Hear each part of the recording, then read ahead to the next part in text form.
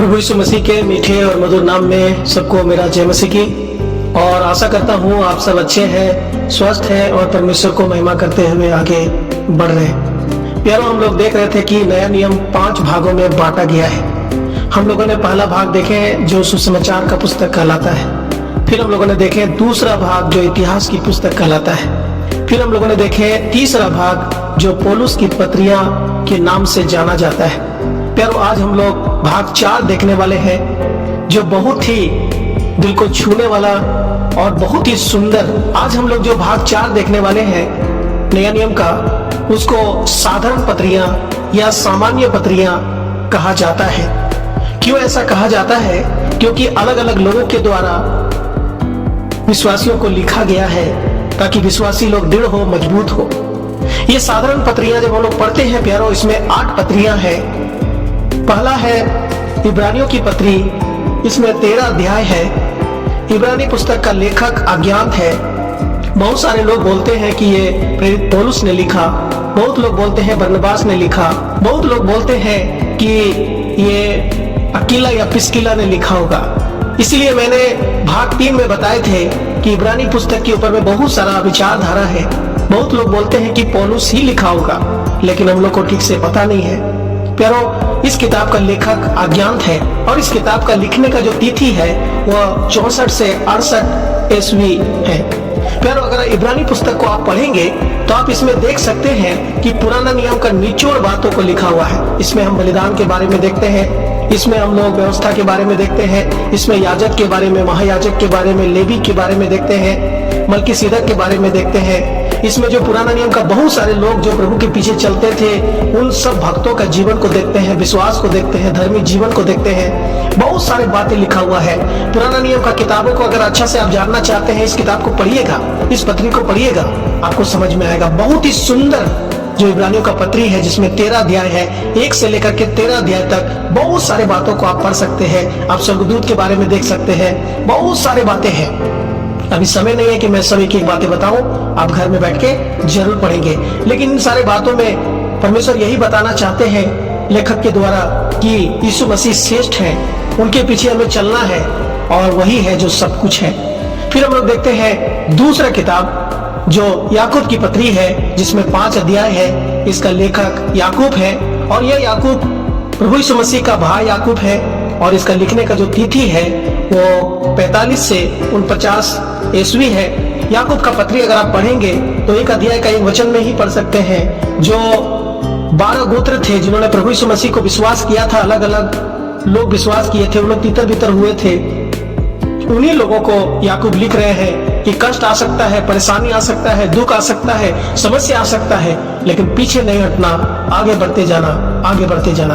बहुत सारे सुंदर बातों को भी लिखा है। हमारी बोली हाँ की हाँ होना है, हमारी बोली ना की ना होना है, सबसे श्रेष्ठ बात है। इस प्रकार से हम लोग देख पाते हैं याकूब बहुत ही सुंदर की ठोस बातें विश्वासी लोगों को लिखता है। याकूब एक समय प्रभु यीशु मसीह को निंदा करने वाला, उसकी बातों को नहीं सुनने वाला था, लेकिन हम लोग देखते हैं याकूब प्रभु यीशु मसीह का दास करते हैं क्योंकि वो समझ गया कि वही एकमात्र सच्चा परमेश्वर है।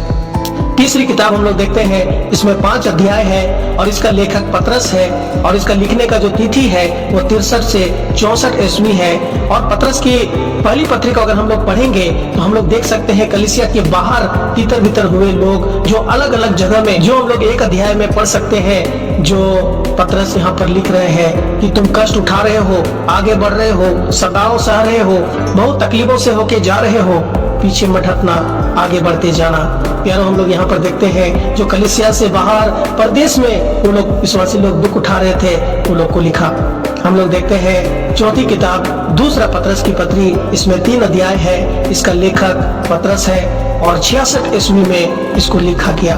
प्यारों, दूसरी जो पतरस की पत्री है कलीसिया के अंदर में कष्ट उठा रहे थे झूठे शिक्षकों के द्वारा। यहाँ पर हम लोग देखते हैं बहुत ही सुंदर बातों को पतरस ने लिख करके विश्वासियों को उत्साह किया। बहुत सारे लोग हंसी मजाक कर रहे थे कि कहाँ प्रभु यीशु मसीह आ रहे हैं, कहाँ कुछ हो रहे हैं। प्यारों, हम लोग देख पाते हैं कि पतरस ने बहुत ही सुंदर बातों से बताया कि प्रभु का दिन अचानक आ जाएगा, इसलिए मन फिराओ। प्रभु इंतजार कर रहा है ताकि लोग मन फिराए और प्रभु के पीछे चले, क्योंकि प्रभु इसीलिए देर कर रहा है। और इसमें हम लोग देख पाते हैं कि प्रभु के यहाँ 1000 साल एक दिन के बराबर है। हम यहाँ पर देख पाते हैं प्रभु देर नहीं कर रहा है, वो मन फिराने का सबको मौका दे रहा है, ताकि प्रभु अचानक आएंगे, पूरा दुनिया आग से पिघल जाएंगे, बना हुआ हर एक जो हम देख पाते हैं सब गल के पिघल जाएंगे।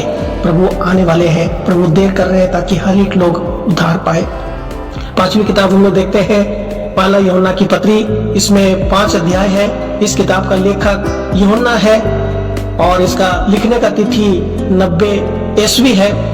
और हम लोग दूसरा यूहन्ना का पत्री देखते हैं, 1 अध्याय है और इसका लेखक यूहन्ना है, इसको भी 90 ईस्वी में लिखा गया। और 7वीं किताब देखते हैं, तीसरी यूहन्ना की पत्री, इसमें भी 1 अध्याय है, इसको भी यूहन्ना ने लिखा। ये तीनों पत्री को, पहला यूहन्ना, दूसरा यूहन्ना, तीसरा यूहन्ना, 90 ईस्वी में लिखा गया है। हम लोग देख पाते हैं पहला यूहन्ना में प्रभु यीशु मसीह ही सब कुछ है, उसको हमें विश्वास करना है, जय उसी से मिलेगा, आशीष उसी से मिलेगा, वही जीवन है, उसके बिना कुछ नहीं है। और हम लोग यहाँ पर देख पाते हैं यूहन्ना ने बहुत जोर दिया कि हमें उस पर आगे बढ़ना है। हम लोग दूसरा यूहन्ना के पत्री में देखते हैं जो एक कलीसिया की महिला को, बहन को लिखा गया, क्योंकि वो बहन प्रभु में आगे बढ़ रही थी। और हम लोग देख पाते हैं तीसरा यूहन्ना में गयुस को लिखा गया, जो बहुत ही आत्मिक जीवन में बढ़ने वाला व्यक्ति था, मदद करने वाला व्यक्ति था, सच्चाई में आगे बढ़ के चलने वाला व्यक्ति था। प्यारो, हम लोग देख पाते हैं इस प्रकार से यूहन्ना ने 3 पत्रियों को लिखा ताकि विश्वासी मजबूत हो, आगे बढ़े। फिर हम लोग देखते हैं 8वीं किताब जो यहूदा की पत्री है, इसमें 1 अध्याय है और इसका लेखक यहूदा है। ये यहूदा भी यीशु मसीह का भाई है और इसका लिखने का तिथि 70 से 80 ईस्वी है। प्यारो, हम लोग यहूदा का पत्री अगर पढ़ेंगे, पुराना नियम का बहुत सारे गंभीर बातों को जो यहूदा ने बहुत सुंदर से सजा करके, यहाँ तक कि स्वर्ग में जो कुछ हुआ है, पृथ्वी पर जो कुछ हुआ है, मूसा का टाइम में जो कुछ हुआ और उत्पत्ति पुस्तक में जो कुछ हुआ है, निर्गमन पुस्तक में जो कुछ हुआ है, कई किताबों में जो कुछ हुआ है, बहुत सारे बातों को बहुत सजा करके वो क्या करते हैं, लिखते हैं। और हम लोग देख पाते हैं बहुत सुंदर बातों को यहाँ पर लिखा है ताकि विश्वासी दृढ़ हो, मजबूत हो। प्यारो, ये सामान्य पत्रियां जो है अलग अलग लोगों के द्वारा लिखा गया है, लेकिन बहुत ही आत्मिक बातों से भरा हुआ, हमारा जीवन को एकदम आशीषित करने वाला इन पुस्तकों को हम लोग देख पाते हैं। प्यारो, आप जरूर पढ़िएगा ये इन किताबों को और आप पुराना नियम को भी अच्छा से आप समझ पाएंगे, नया नियम को भी अच्छा से समझ पाएंगे। किस प्रकार विश्वासी लोग दुख उठाते हुए आगे बढ़ रहे थे वो भी आप समझ पाएंगे, किस प्रकार वो विश्वास में दृढ़ हो रहे थे वो भी आप समझ पाएंगे।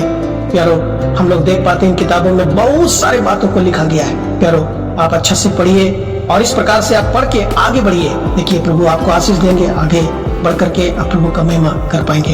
प्यारो, भाग 5 नया नियम में आखिरी किताब हम लोग देखेंगे जो अगला वीडियो में आएगा। आप जरूर देखिएगा, वैसे हम लोग को सहायता करें, हम अच्छा से पढ़े, एक अच्छा विश्वासी बने, कलीसिया में एक योग्य विश्वासी बने, आगे चले, दूसरों को भी बताएं। हम लोग को प्रभु सहायता करे। सुनने के लिए सबको बहुत बहुत धन्यवाद।